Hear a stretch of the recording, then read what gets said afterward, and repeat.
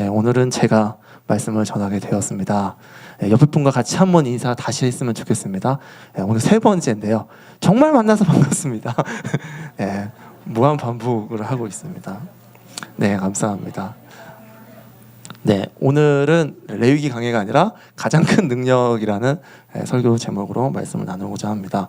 최근 2-3주 동안 저희가 담임 목사님께서 계속 말씀을 이렇게 나누실 때 믿음과 관련된 주제로 설교를 많이 하셨어요. 믿음의 기도, 그리고 우리가 믿음이 필요하다라는 말씀을 많이 하셨는데 그 말은 저희 교회뿐만 아니라 저희 한국 교회 가운데 지금 믿음이 굉장히 필요하다라는 것을 이야기하기도 하고요. 하나님께서 믿음의 필요성에 대해서 계속 애타게 말씀하시는 것 같아요. 그리고 설교 연구를 하는 저한테도 좀 비슷한 맥락으로 계속 말씀을 하셔서 제가 오늘도 좀 믿음에 관해서 함께 이야기하고 나눴으면 좋겠습니다. 네, 우리는 현재 믿음을 변증하는 시대를 살고 있습니다. 변증하는 거는 이걸 아니에요 하면서 우리가 변호한다라고 이야기를 하고 있죠. 사실 변증이라는 건 기독교 초기 때부터 있었던 겁니다. 계속 변증을 진행을 했고 지금 지속적으로 계속 변증이 일어나고 있어요. 근데 요즘 시대가 그 이성이 굉장히 중심이 되면서 그런 거죠. 변증의 학문이 예전보다 주목을 조금 더 받기 시작하고 있어요. 사실 굉장히 오래됐습니다. 변증이라는 게. 그래서 신은 죽지 않았다라는 영화도 우리가 신을 변증하는, 하나님은 살아계신다라는 변증을 이야기하기도 하죠. 근데 그 이성의 핵심, 이 변증의 핵심은 뭐냐면 믿음을 증명하겠다라는 거예요. 믿음을, 신앙에 하나님이 살아계시다는 걸 증명해 보이겠다라고 이야기를 하고 있는 겁니다. 마치 이성, 믿음 이렇게 두 가지를 대결 구도로 냅둬가지고 거기서 믿음을 증명해 보라라고 이야기하고 있는 거예요. 사실 믿음이 증명할 수가 있나요? 믿음은 보이지가 않죠. 그래서 증명하려면 뭐 이렇게 이거 있어 믿음이야라고 보여주면 가능할 텐데 사실 요즘 세대는 그러지 않고 또 믿음은 더 그러기가 어렵습니다. 근데 그럼에도 불구하고 이 변증에 대해서 계속 이야기하는 이유는 기독교를 보호하기 위해서예요. 뭔가 신이 없다라고 칼을 들이밀 때 그래도 보호할 게 있어야 되지 않느냐라고 해가지고 변증학이 계속 나오고, 또 하나는 복음을 지키려고 할 때, 복음이 무너뜨리려고 할 때 그때는 변증이라는 걸 칼을 들이미는 겁니다. 근데 그렇게 하는데 요즘 우리 관계 가운데서도 그런 게 조금 있어요. 누군가 나한테 이렇게 얘기합니다. 믿음을 한번 증명해봐. 너 믿음 있어? 믿음을 한번 증명해봐 라고 혹시 여러분들한테 물어보신다면 여러분 어떻게 이야기를 하실 건가요? 그냥 믿어라고 하실 건지, 아니면 수많은 책들을 가지고 와서 여봐 하나님이 계시다니까 라고 이야기를 하실 건가요? 물론 사람마다 굉장히 다를 겁니다. 그런데 우리가 대부분 나오는 현상이 이런 거예요. 믿음을 증명하려고 하는데 막 말을 하고 내가 받은 거 이야기하고 있는데 안 믿어요. 안 믿다 보니까 하나님 저 사람을 맡깁니다. 하나님한테 맡기고 주로 뭐 하죠? 기도를 합니다. 하나님께서 강권적으로 역사하셔가지고 변하게 해주세요라는 기도를 합니다. 우리가 기도할 수밖에 없게 되죠. 그리고 때로는 이 믿음에 증명하기 위해서 하나님한테 능력을 보여달라고 해요. 예전 초기 그리스도 가운데서, 초기 저희 한국교회 가운데서 그런 기적들이 많이 일어났죠. 능력이 보여졌습니다. 정말로 죽은 사람이 일어나기도 하고요, 치유가 되는 역사가 일어나기도 했고, 대표적으로 그렇게 앞섰던 교회가 여의도순복음교회였죠. 정말 안 믿는 사람들이 그냥 앞에 나가서 기도하고 정말로 치유하는 역사가 일어났었어요. 근데 그렇게 보면요, 하나님이 증명됐다라고 하고 실제로 믿는 사람도 많아졌습니다. 근데 문제가 있어요. 문제 있기 전에 그 전에 우리 선교지 가운데서 지금 이런 현상이 일어나고 있습니다. 제가 갔었던 데도 있고 선교지에 가면 아직도 기적이 일어나요. 고치는 능력이 일어나고요. 물론 과할 때도 있어요. 그냥 이렇게 했는데 한 300명이 쓰러지는 건 제가 봤어요. 근데 목사님이 그래서 일어나래요. 그냥 분위기 타서 이렇게 눕는 분도 많아요. 그렇기 때문에 이렇게 분별력 있게 일어나라고 하는데, 그런 일이 실제로 우리 선교지 가운데서 많이 일어나는데 한국은 지금 많이 일어나고 있지 않습니다. 근데 이러한 기적이 일어났다라고 전부 다 믿진 않아요. 전부 다 믿진 않습니다. 순간에만 믿었다가 자신의 삶이 괜찮아지면 다시 믿음을 버리는 경우가 많습니다. 기적을 통한 능력은요, 한계점이 분명히 있어요. 우리가 기적을 통해서 하나님을 증명한다? 분명히 한계점이 있습니다. 그러면 우리는 지금 믿음을 증명하기 위해서 그럼 어떤 행동을 해야 할까요? 기적 보여주세요라고 계속 기도를 해야 될까요? 좀 어려운 부분입니다. 구체적으로 하나님한테 기적을 보여주고 있어요. 그러나 이런 이성적인 사람들한테 지금 기적 일어나는 거는 그냥 운이에요. 운으로 됐지. 어떻게 하다 보니까 뭐 말도 안 되는 미스터리 같은 거 있잖아. 되지라고 이야기를 하는 경우가 많습니다. 그렇기 때문에 하나님께서 오늘 이 시간 가운데 기적보다 더 큰 능력을 보여주십니다. 그게 오늘 본문을 통해서 보여주고 있어요. 그래서 오늘 하나님께서 주시는 큰 능력, 믿음을 증명할 수 있는 가장 큰 능력에 대해서 제가 함께 나눴으면 좋겠는데요. 먼저 오늘 본문 배경에 대해서 같이 잠깐 제가 말씀드리겠습니다. 오늘 본문은 이스라엘 백성이 애굽에서 나온 뒤에 광야에서 지내다가 이제 가나안 땅을 정탐하게 되는 겁니다. 너무나 잘 알고 있는 사건이죠. 모세는 12명의 정탐꾼을 가나안 땅에 보냅니다. 그리고 40일 동안 이렇게 정탐을 해요. 그리고 12명이 왔습니다. 그리고 백성들의 앞에 쫙 섰어요. 쫙 서고 나서 이제 이야기를 하고 있습니다. 이스라엘 백성들이 기대를 하고 있을 거예요. 와, 과연 하나님께서 주신 땅이 어떨까? 그때 이 10명의 정탐꾼이 이야기합니다. 좋은 소식이 하나가 있고요, 안 좋은 소식이 하나가 있어요. 좋은 소식이 뭔가요? 거기는 하나님께서 말씀하신 젖과 꿀이 진짜 흘러요. 그러니까 사람들이 막 얼굴이 밝아져요. 드디어 들어갈 수 있다. 그럼 안 좋은 소식은 뭔가요? 안 좋은 소식은 거기 있는 백성들이 너무 세서 우리가 못 이겨요 라고 이야기를 하는 겁니다. 자, 처음에 좋았던 그 표정들이 슬슬 변하기 시작합니다.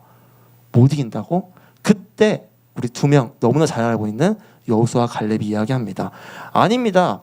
맞는데 우리가 그 민족들을 이길 수 있어요. 능히 이길 수 있습니다라고 거기서 이야기를 해요. 자, 회중들이 그 지금 10명과 2명 사이를 들었습니다. 이제 결정은 회중이 하는 거예요. 자, 믿지 않는 쪽을 택하는 건가, 하나님은 믿는 쪽을 택하는 건가, 회중의 결정이 남았어요. 근데 회중은 어디를 결정을 하죠? 믿지 않는 10명의 정탐꾼의 말을 귀 기울여 듣습니다. 귀 기울여 듣고 원망하는 것과 더불어 바로 앞절 우리 14장 바로 10절에 보면요, 쳐 죽이려고 합니다. 그때 하나님이 영광이 내려오기 시작해요. 그 상황입니다. 그 상황이, 그리고 하나님께서 말씀하시는 부분이 바로 오늘 본문이에요. 자, 11절 12절까지 하나님이 얼마나 화가 나셨는지 그대로 나타나고 있습니다. 11절에 이야기합니다. 너희가 어느 때까지 나를 멸시하겠느냐라고 이야기해요. 멸시하겠느냐? 내가 많은 이적, 내가 너희들한테 얼마나 홍해부터 해가지고 10가지 재앙부터 해가지고 다 보여주는데 나를 멸시해? 왜 나를 믿지 않냐라고 강한 어조로 이야기를 하고 있어요. 많은 사람들이 하나님 앞에 죄 짓는 것을 배우지 않아도 그냥 합니다. 가르쳐주지 않아도 자연스럽게 해요. 근데 이 11절의 이야기 한때 여기서 너가 나를 왜 죄를 지었느냐라고 이야기하지 않고 멸시라는 표현을 사용을 해요. 왜 그러냐? 이거를 우리가 함께 좀 집중적으로 봤으면 좋겠는데요. 이 멸시라는 거는 히브리어로 나아츠라고 합니다. 나아츠. 이건 매우 특별한 표현이에요. 잘 쓰지 않는 표현인데요. 이 멸시는요, 왜 저랬어? 이 멸시가 아니라요, 일단 행동으로 사람을 멸시를 하고요, 시선으로 멸시하고, 그리고 이 태도에서도 모든 영역, 지금 생각하고 있는 생각 뒤에서 있는 시선들, 행동, 말, 모든 영역에서 멸시를 했다는 뜻이에요. 한 가지 멸시가 아니에요. 이걸 통해서 행동했던 멸시가 아니라 지금 너가 모든 영역, 이스라엘 죽이려고 했어? 행동으로, 마음으로, 시선으로 나를 멸시했어 라고 하는 하나님의 굉장한 질책이에요. 그러니까 하나님이 굉장히 화가 났다는 것을 이렇게 보여주고 있는 겁니다. 참 신기한 게요, 선택받은 하나님의 백성이 전적으로 하나님을 무시하고 있어요. 멸시라는 표현은 하나님을 전적으로 무시한다는 뜻이에요. 하나님을 믿는 백성이 지금 무시하고 있습니다. 하나님을 안 믿는 사람에 대한 이야기가 아닙니다. 이거는 즉 하나님의 믿는, 이 말이 아이러니해요. 하나님을 믿는 백성이 하나님의 말을 믿지 않아요. 그리고 그것이 가장 큰 멸시라고 합니다. 그러면 우리가 믿지 않는 사람이나 그리스도인다는 것은 우리도 하나님의 말씀을 믿지 않는다는 거는요, 하나님을 전적으로 멸시할 수도 있다라는 거예요. 굉장히 무서운 말씀입니다. 이런 것들이 있습니다.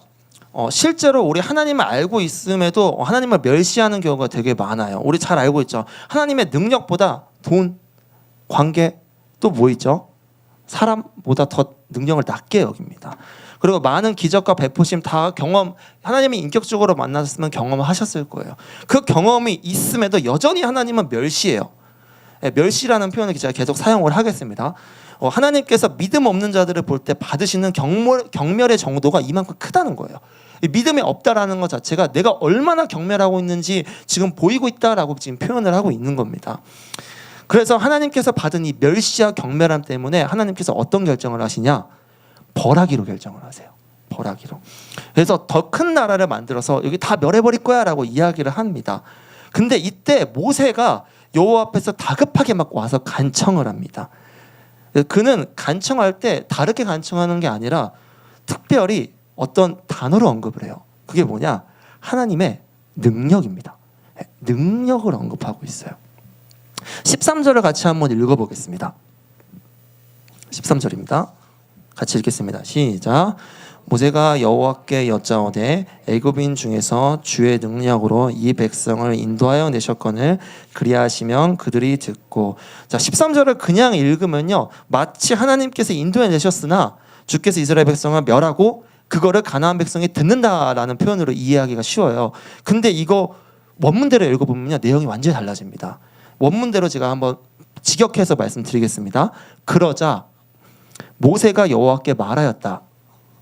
애굽 사람들은 이 백성을 당신의 능력으로 이끌어내셨음을 들었습니다 라는 거예요. 좀 어렵습니다. 다시 한번 말씀드리죠. 애굽 사람들은 이 백성이 당신의 능력으로 이끌어내셨음을 들었습니다 라고 이야기하는 거예요. 자, 이건 무슨 말이냐면 하나님의 능력 있죠. 하나님의 능력으로 애굽 사람을 이끌어냈었잖아요. 하나님 그걸 애굽인도 들었었어요 라고 하면서 하나님의 능력을 행하셨던 것을 한번 상기시켜 주는 거예요. 하나님 그때 그러셨잖아요. 능력 한번 발휘하셨었잖아요 라고 한번 상기시켜 주는 겁니다. 이스라엘 백성은 하나님의 능력을 입어 나가는 백성들이었어요. 이방인 신들에 비하면 하나님은 엄청난 신이었어요. 전쟁의 신이었고요. 역사하심 가운데서 두려워하는 대상이었어요. 그건 굉장히 무서웠고 능력을 촥 하면요 이 전쟁하면 맨날 지잖아요. 하나님만 믿으면 지니까 이방인 입장에선 전쟁의 신 무서워라고 이렇게 인식을 하고 있었던 시기입니다. 근데 하나님의 믿는 자들에게, 하나님을 믿지 않는 자들에게 이 하나님이 굉장히 두려운 자예요. 다시 말해서 지금 하나님을 믿지 않는 사람들한테는요 하나님이 굉장히 두려운 사람으로 남을 확률이 큽니다.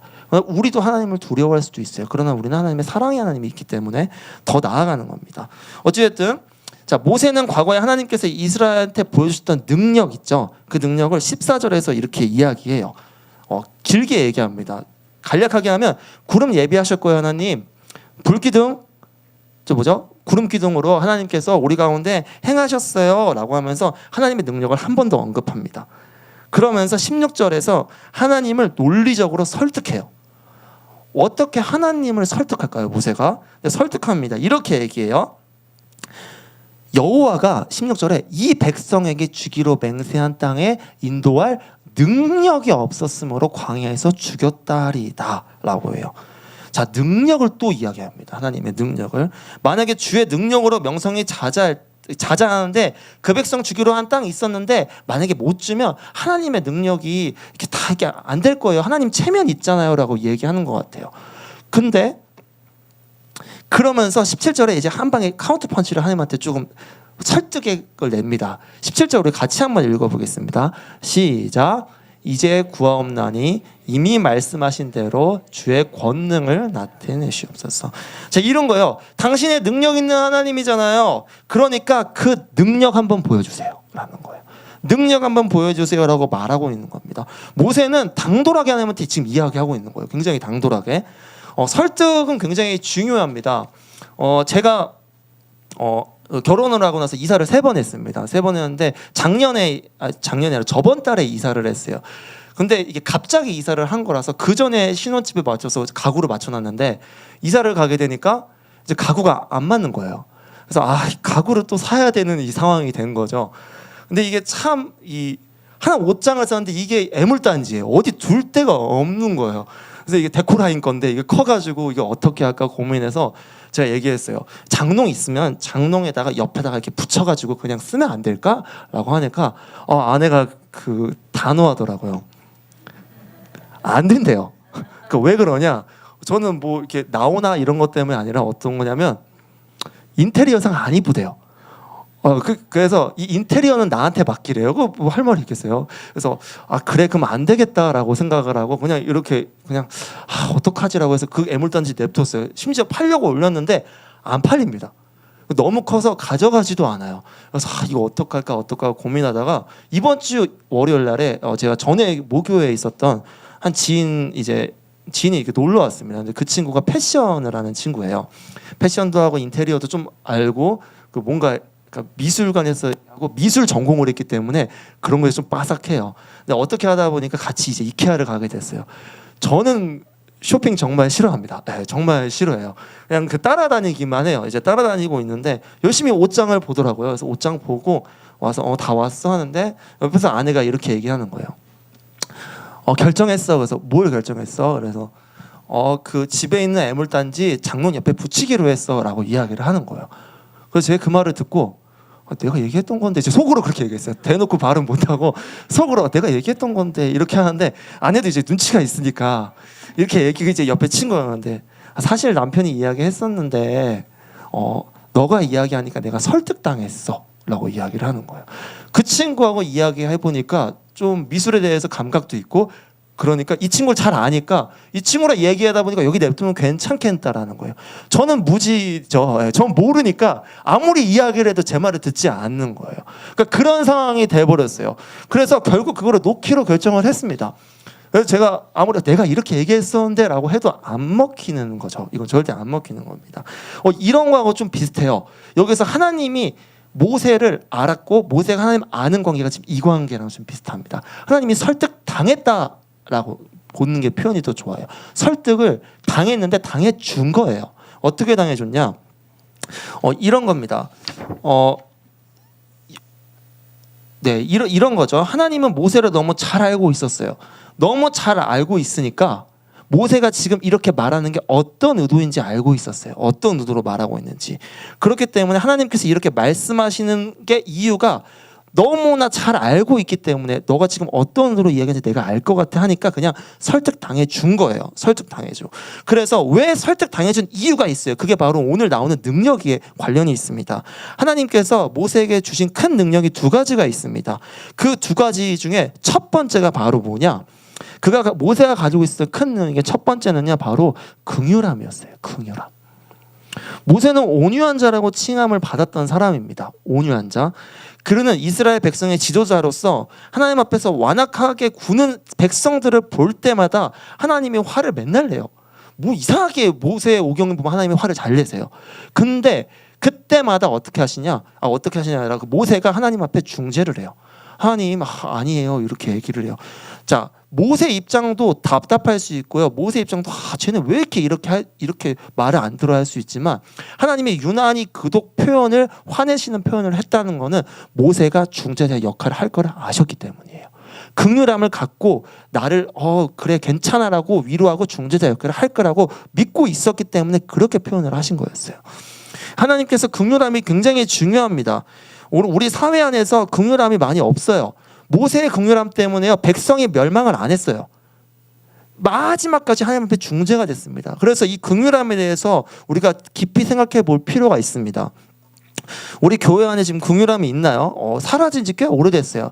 제가 말하는 우리 교회라는 게 이 교회가 아니라 한국 교회를 얘기하는 거예요. 한국 교회 가운데 긍휼함이 사라지고요 눈물을 흘리면서 남을 위해 기도하는 시간이 현저하게 줄었어요. 현저하게 줄었습니다. 여러분 교회에서 긍휼함이 사라지면요 교회는 죽습니다. 이게 아예 죽는 겁니다. 제가 최근에 그 대안학교를 한번 다녀왔습니다. 한 2주 전에 대안학교를 다녀왔는데 제가 2시간 동안 이제 진로 관련 수업을 하는데 이 대안학교 아이들은 이제 청소년들이에요. 근데 그 청소년들이 다 탈북 청소년입니다. 그래서 제가 이제 한 11명 정도 이제 모여서 수업을 하고 있었어요. 11명 정도 모여가지고 이렇게 이야기하는데 제가 장점과 단점 한번 써봐라 라고 이렇게 했어요. 그러니까 아이들이 이제 장점과 단점을 쓰는 거예요. 근데 제가 그 장점과 단점을 보면서 11명 중에서 한 10명 정도가 동일한 장점이 나왔어요. 그래서 이게 아이들한테 이 상처겠구나 생각했는데 첫 번째가 뭐였냐면 잘 들어준다 였어요. 잘 들어준다가 첫 번째 장점이었고 두 번째 장점이 뭐였냐면 배려를 잘한다 이 두 가지를 한 명도 안 빼놓고 다 썼어요. 한 명 빼고 다 썼습니다. 제가 그거를 쓰고 나중에 이제 나눔을 했어요. 마음 감정을 나누는 시간을 가져서 나눔을 하는데 정말 신기한 거예요. 어떤 친구가 내가 전시관을 하고 싶어요, 전시회를 하고 싶어요 라고 이야기하는데, 그런데 제가 지금 탈북 청소년이라서 이 탈북상을 이야기로 좀 담고 싶은데 그거 이야기하면 사람들이 좋아할까요? 라는 두려움이 있는 거예요. 저는 옆에서 지켜보는 입장에서 가만히 있었습니다. 다른 탈북 청소년들이 서서히 이제 위로를 해요. 근데 중국에서 넘어왔기 때문에 한국어를 잘 못합니다. 그 중국어를 더 잘해요. 중국어를 잘하는데 그 친구들이 얘기해요. 되게 투박하게 얘기하면서 너도 할 수 있어? 이렇게 그냥 얘기해요. 할 수도 있고 그 마음 이해하는데 되게 투박하고요. 별거 없었는데요. 그 가운데서 저는 진심으로 위로하는 게 느껴졌어요. 그래서 이 아이들이 장점이 잘 들어준다가 무슨 의미인지 알겠다라는 거예요. 그리고 그거를 들은 그 친구가 제가 최근 사역하면서 그렇게 행복하게 웃는 걸 본 적이 없었어요. 그냥 잘할 거야, 두려워하지 않아도 돼, 너는 존귀한 자야, 이 한마디 했는데 표정이 세상 다 하는 것처럼 행복하게 웃고 있는 거예요. 제가 그거를 보고 나서 너무 마음이, 감정이, 긍휼함이 올라오기 시작했어요. 없었던 긍휼함이 올라와서 마지막 이제 끝나는 수업 시간 때 이렇게 얘기했어요. 너희들이 지금 장점이 잘 들어준다, 잘 배려해준다라고 썼는데 그거는 반대로 너네들이 말할 때 누군가 잘 들어줬으면 하는 마음이 있어서일 거야. 그렇기 때문에 지금 사회는 잘 안 듣지, 한국 사회는. 그러면 너네들이 나중에 잘 들어주는 사람이 되고 잘 말하는 사람으로서 선한 빛을 비추는 주님의 자녀들이 됐으면 좋겠어 라고 하니까 한 친구가 아멘 이렇게 이야기를 하더라고요. 제가 나왔습니다. 나오고 나서 긍휼함이 계속 올라오고 울컥거려서 그 아이들을 위해서 기도하기 시작했어요. 그 이후부터 제가 계속 그 아이들을 위해 기도하고 있습니다. 여러분, 긍휼함이 이거예요. 긍휼함이라는 거는요, 내가 나를 위해서 기도하는 게 아니에요. 긍휼함이라는 것은 불쌍히 여겨주세요 할 때 항상 나를 불쌍히 여겨주세요가 아니라 우리의 대상은 나가 아니라 다른 사람을 위해서 불쌍히 여겨달라고 해야 돼요. 모세는 그게 됐어요. 모세가 그 능력이 됐다는 거는 하나님, 내가 다른 사람을 위해 기도하겠습니다라고 내가 선포하면서 나아갔었던 것도 있지만 내가 하나님 앞에 진실한 긍휼한 마음이 있었기 때문에 그게 가능한 거였어요.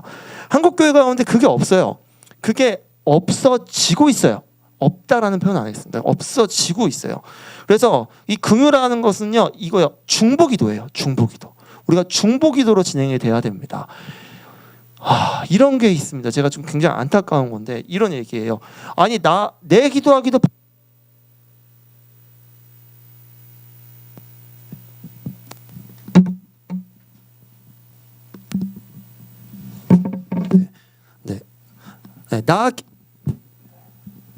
나 기도해야 돼요라고 이야기를 하는 사람이 많이 있어요. 내가 먼저 기도하고 다른 사람을 위해 기도할게요. 그리고 형식적으로 다른 사람을 위해서 기도해야지 중보기도 하는 것도 있어요.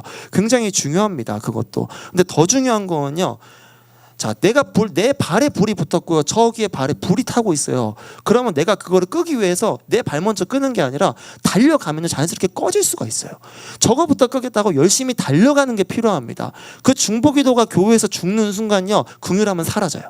긍휼함이 사라지는 순간 하나님의 능력은 절대로 이루어지지 않습니다. 그게 굉장히 중요한 거예요. 그래서 우리가 기도하는 영역을 좀 넓힐 필요가 있어요. 여러분들, 우리 지금 선교 후원하고 있는 선교사님들을 위해서 진지하게 많이 기도하고 계십니까? 최근에 제가 스리랑카, 제가 선교사님 연결하기 때문에 최근에 스리랑카 사태 있었죠. 부활절에 사고 났었을 때 저한테 계속 편지가 왔습니다. 너무 안타까웠어요. 기도했어요. 자, 저뿐만 아니라 다른 선교지 많이 있을 거예요. 혹시 그 선교 편지 혹시 들어가서 많이 보십니까? 기도하십시오. 기도해야 돼요. 우리 나라가 급해. 우리 나라도 굉장히 중요한 건 당연한 거예요. 나라 기도하는 건 당연한 거고요. 우리가 열방을 품는 하나님의 백성이기 때문에 열방을 위해서 기도하는 건 필수인 겁니다. 교회를 위해서도 기도하셔야 되고요. 그렇게 기도할 때 긍휼함이 생기는 거예요. 기도하지 않으면 긍휼함이 없어집니다. 그냥 아이고 걱정이 많아, 어떻게 할까, 그 말만 하면요, 능력은 없어요. 말만 하는 것만 끝나는 거예요. 그래서 긍휼함의 능력을 계속적으로 구해야 됩니다. 그래서 구하기 전에 이웃을 먼저 위해서 기도하셨으면 좋겠어요. 하나님께서 사랑, 이웃 사랑을 이야기하잖아요. 이웃을 위해 먼저 기도하시고 그럴 때 하나님께서 여러분 가운데 긍휼함의 능력을 부어주실 것입니다. 그것을 믿고 좀 나아갔으면 좋겠습니다. 그리고 그것이 바로 긍휼함의 능력이에요. 자, 두 번째로 모세가 가지고 있었던 큰 능력이 바로 무엇이냐면 18절 19절에 나옵니다. 18절 19절 같이 한번 읽어보겠습니다. 시작.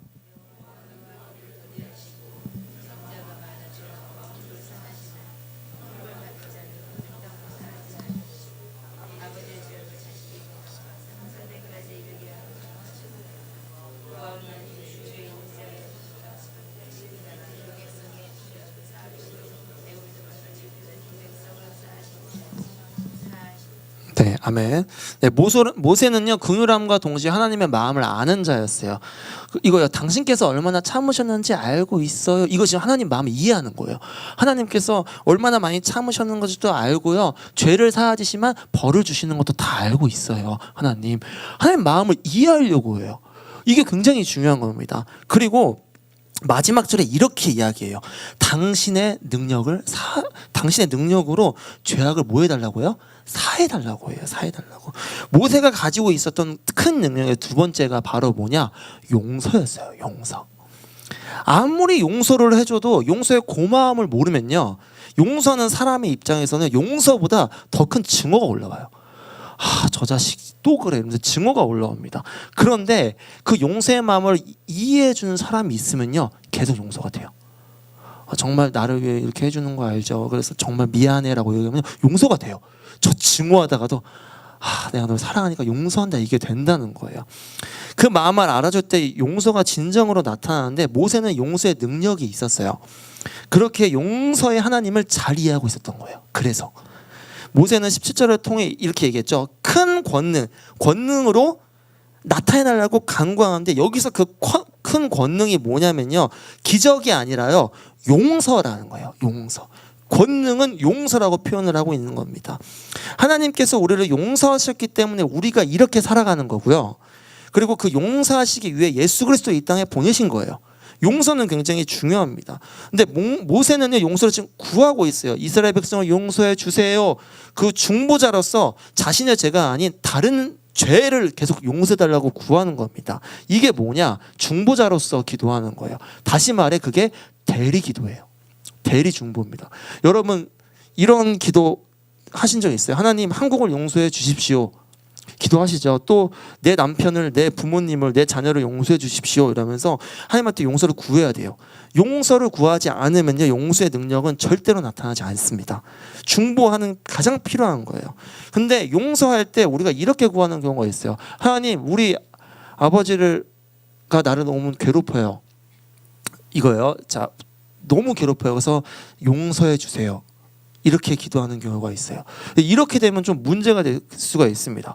용서해 주세요 하고 내가 하나님한테 받았어요. 내가 이제 용서해야겠다 하고 나서 아버지한테 가서 아버지 내가 용서할게 이렇게 하면 아버지가 뭔 뚱땅지 같은 소리 이렇게 돼요. 싸우게 되는 거예요. 그러니까 용서는 쌍방인 거예요. 용서는 주고받고 해야 되는데 여기서 말한 용서는 인간과의 용서가 아닙니다. 여기서 말하는 거는 일반적으로 용서를 구하는 거예요. 누구한테? 하나님한테 구하는 거예요. 하나님한테 용서를 구하고 있는 겁니다. 그러면 어떻게 기도를 해야 될까요? 하나님, 내가 아버지를 미워합니다. 내가 용서할 수 있도록 도와주세요 라고 기도하는 게 아니라요, 이게 아닙니다. 하나님, 내가 아버지를 미워합니다. 미워하는 내 마음을 용서해 주세요. 미워하는 내 마음을 용서해 주세요. 그리고 아버지께 잘못한 것이 있다면 내가 용서를 구하게 해주세요. 여러분, 용서 받으려고 대부분 사람들이 그 자신의 상처받은 것만 좀 깊이 기억을 하는 습성이 있어요. 그래서 나 상처받았어. 그래서 용서 구해야 되지 않아? 그래서 용서 구하면 용서해 줄게 이렇게 돼요. 근데 진정한 용서는요, 내가 먼저 용서를 구할 때 용서가 일어납니다. 이게 굉장히 필요한 겁니다. 그렇기 때문에 우리 대리 기도해야 돼요. 하나님, 내가 믿지 않는 가정이 있습니까? 그 믿지 않는 가정이 하나님을 망령되이 일컫고 죄를 짓는 그 사람을 기도하지 못하면 용서해 주세요. 그럼에도 사랑하지 못하면 용서해 주세요라고 우리가 그렇게 기도를 바꿔야 돼요. 그럴 때 용서의 능력이 나타납니다. 대부분 상처, 특히 청소년, 내적 치유하거나 이렇게 진행할 때 대부분 상처 있는 청년들, 그리고 어르신들 많이 안 그러는 청년들의 가장 큰 상처가 뭐냐면요, 부모님에 대한 상처예요. 부모님에 대한 상처. 그 부모님에 대한 상처를 이야기할 때 뭐 엄청 울어요. 아버지가 날 그렇게 했어. 저도 상처받아서 아버지한테 한번 크게 쓴 적이 있습니다. 제가 선교지에 이제 나가려고 하는데 1년 동안 떠나는 시간이 됐어요. 근데 아버지가 저를 데려다 줬어요. 근데 데려다 주고 아버지가 출근을 하셔야 되니까 바로 가셔야 되는데 아버지가 좀 표현을 못 하십니다. 그래서 와서 딱 도착하자마자 내렸지 간다 이렇게 하고 이렇게 뒤로 이렇게 가는 거예요. 전 그때 1년 동안 제가 거기는 훈련이라서 연락도 안 돼요. 편지밖에 안 돼요. 편지도 2달 걸려요. 그러니까 안 돼서 아니 1년 동안 못 보는데 그냥 저렇게 가? 그래서 제가 거기까지 가면 괜찮은데 바쁘시겠지 이해를 해야 되는데 이렇게 생각을 했습니다. 아버지가 날 사랑하긴 하는 걸까? 거기까지 간 거예요. 그래서 그게 저도 모르게 상처가 됐던 거예요. 근데 내적 치유 가운데 제가 그 상처를 다 이야기하고 아버지한테 편지를 써서 보냈어요. 내가 이럴 때 아버지가 이래서 써서 보냈어요. 그리고 나서 전 그 사건 그 이후에 어떤 사건이 일어나는지 몰랐습니다. 근데 나중에 기도하고 있다가 난 아버지의 상처받는 거 아버지 용서했어 이러고 이렇게 기도하고 있는데 어느 순간 하나님이 저한테 보여주는 게 아버지 상처는 무슨 말이지? 그래서 아버지가 자식한테 받은 상처는 이런 마음을 주시는 거예요. 그래서 제가 어머니한테 가서 혹시 내가 그 편지 보냈을 때 아버지 상처 받았어? 하니까 아버지 엄청 상처받고 엄청 힘들어했어 이렇게 얘기하는 거예요. 그 의도가 절대 아니었는데 이렇게 얘기하는 거예요. 여러분 이게 잘못된 용서의 케이스입니다. 이게 정말로 잘못된 용서의 케이스예요. 내가 먼저 용서를 구해야 돼요. 그렇기 때문에 용서를 구하시는 연습을 하십시오. 근데 인간은 안 돼요. 그래서 이게 능력이라고 하는 겁니다. 능력이라고. 하나님께 용서의 능력을 구하십시오. 그리고 하나님 앞에 용서를 계속 고백하십시오. 그럴 때 능력이 일어납니다. 그게 바로 용서의 능력이에요. 모세는 이 2가지 능력을 가지고 있었습니다. 우리 말씀을 좀 마치고자 합니다. 우리는 앞서 많은 능력을 보고도 믿지 않는 이스라엘 백성을 보았습니다. 현재 이 세상도 많은 능력을 보고 믿지 않아요. 실제로 하나님께서 우리에게 기적의 능력보다 더 큰 능력을 허락하셨는데 그게 바로 뭐냐? 긍휼함과 용서의 능력이에요. 능력은 사람을 변화시켜요. 다른 사람들을 위해서 중보하게 만들어요. 그리고 눈물 흘리게 합니다. 기독교의 핵심은 뭐죠? 사랑이에요. 근데 이 사랑의 구체적인 능력이 긍휼하심과 용서예요. 그렇기 때문에 우리가 잘 기억하셨으면 좋겠어요. 긍휼함과 용서가 지금 내 안에 있나? 제가 아까 여기서 찬양 인도하는데 이상하게 오늘 쫙 쳐지더라고요. 왜 이렇게 쳐질까? 제가 지은 자매한테 얘기했어요. 자매님 오늘 왜 이렇게 쳐질까요? 그러게요. 전사님들 힘이 없어 보여요. 이렇게 하는 거예요. 근데 제가 앞에서 찬양을 하는데 이상하게 성도님들이 뭔가 쭉 젖어 있는 것 같은 느낌이 드는 거예요. 제가 속으로 계속 기도를 했어요. 하나님 이거 왜 그럴까요? 근데 하나님이 저한테 딱 깨닫게 해주셨어요. 왜냐면요. 용서 때문이에요. 여러분들 가운데 이 용서라는 것을 다룰 때 항상 뭔가 잘 안 되더라고요. 내 자아와 하나님 앞에 나아가는 모습이 있기 때문에 뭔가 이렇게 아둥바둥하더라고요. 수련회 때도 그랬습니다. 자, 용서의 마음을 주셔서 용서하기 원합니다 하니까 어떤 일이 일어났냐면 갑자기 열정적인 기도가 확 죽었어요. 그러면서 용서 기도를 안 하는 거예요. 내가 상처받았어요 하면서 기도를 안 하게 돼요. 나중에 가서 물어봤어요. 제가 기도하려고 하는데 엄마가 너무 싫었어요. 엄마가 진짜 죽을 만큼 싫었는데 전도사님이 엄마를 용서하라고 하잖아요. 못하겠어요. 이렇게 얘기하는 거예요. 못하겠어요. 근데 그날은 못했어요. 근데 중요한 거는요. 우리가 지금 그걸 알았다는 게 중요한 거예요. 하나님이 지금부터 여러분한테 이야기하실 거예요. 너 누구를 미워하고 있니? 누구를 용서하지 못하고 있니? 우리가 긍휼함과 용서가 되면요. 믿음은 증명돼요. 쟤들은 왜 이렇게 긍휼함을 가지고 눈물을 흘리고 왜 이렇게 용서하는 거야? 내가 이렇게 핍박하고 내가 저렇게 욕하는데 쟤들 뭐가 있는 것 같아. 그게 바로 예수님 닮은 겁니다. 사랑하는 여러분, 용서하지 못하는 대상이 혹시 있습니까? 교회 안에 있습니까? 아니면 여러분 가족 안에 있습니까? 저는 아버지한테 그렇게 상처를 줬던 게 지금도 너무 죄송해요. 왜냐면 아버지도 그 이후에 계속 제 눈치를 보셨어요. 제 표정이 굉장히 무뚝뚝하거든요. 아들 뭐해? 저리 가. 그래요. 가세요. 제가 그게 결혼하고 나니까 내가 왜 그랬지? 이 설교 준비하는데 그런 마음이 드는 거야. 아버지한테 용서를 구해야겠다. 시도를 한번 했었어요. 이런 마음을 주셔서 가서 아빠 왜 이렇게 저기서 상처받았지 하니까 아버지가 멋쩍듯이 괜찮아 이러면서 끝났어요. 근데 제 마음 불편하더라고요. 여러분 진짜 능력은요 내가 용서를 구하는 거예요. 그걸 아셔야 됩니다, 여러분. 이 시간 우리 한번 찬양했으면 좋겠어요. 하나님께서 가장 큰 능력을 주셨어요. 그게 뭐냐? 아까 말했죠. 긍휼함과 용서입니다. 하나님 우리한테 말해 주세요. 용서할 수 있어. 왜? 내가 너의 아버지가 되니까. 내가 너의 능력이 돼. 내가 너한테 그 능력을 줄 거야 라고 이야기합니다. 우리 이 시간 같이 함께 찬양하시면서 혹시 내 안에 용서하지 못하는 사람이 있습니까? 혹시 내가 용서를 받으려고만 했습니까? 혹시 내가 용서를 구해야 될 대상이 생각납니까? 하나님 편에 한번 용기를 내보셨으면 좋겠어요. 하나님, 내가 한번 용서를 구해보도록 기도 한번 해보겠습니다 라고. 우리 시간 같이 한번 찬양하시면서 우리 주님 앞에 우리의 마음을 올려드리고 기도하는 시간 가지도록 하겠습니다. 사랑하는 나의 아버지, 이름 높여드립니다.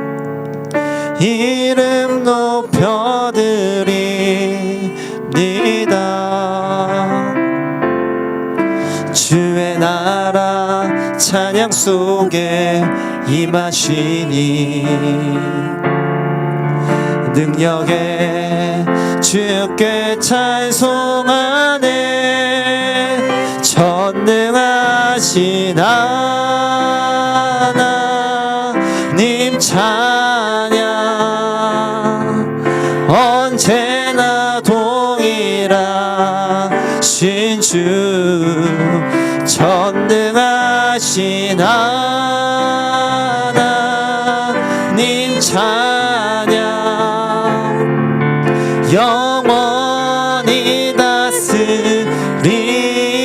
다시 한번 찬양합니다. 사랑하는 나의 아버지, 사랑하는 나의 아버지,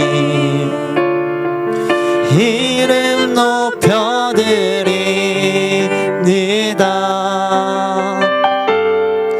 주의 나라 찬양 속에 임하시니 능력에 주께 찬송하네. 전능하신 하나님 찬양 언제나 동일하신 주, 전능하신 하나님 찬양 영원히 우리 전능하신 하나님을 다시 한번 찬양합니다. 전능하신 하나님 찬양 언제나 동일하신 주, 전능하신 하나님 찬양 영원히 다스리네. 나 주의 이름 높이니, 나 주의 이름 높이니,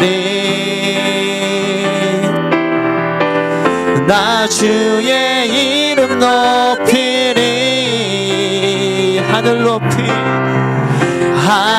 높이 올린 깃발처럼 주의 이름 높이니. 전능하신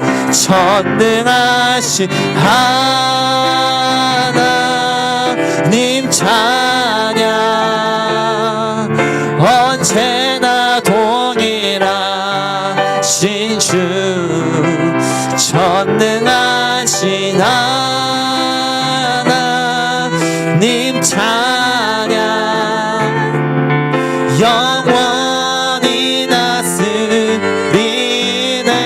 우리 시간 같이 한번 기도했으면 좋겠습니다. 첫 번째로 기도할 때요, 우리 가운데 긍휼함을 부어달라고 기도했으면 좋겠습니다. 하나님, 우리 가운데 긍휼함을 부어 주시옵소서. 우리가 우리 기도만 하는 것이 아니라 더 나아가 나라를 위하여서, 열방을 위하여서, 내 민족을 위하여서, 또 내 친척을 위하여서, 내 이웃을 위하여서 내가 먼저 그들을 위해 기도하며 나아갈 때 주님께서 긍휼의 마음을 부어달라고, 우리 그런 마음으로 우리가 주님 앞에 기도하시면서 또 그 긍휼함을 달라고, 긍휼함의 능력을 달라고 우리 같이 한번 주여 일창하셔 기도하겠습니다.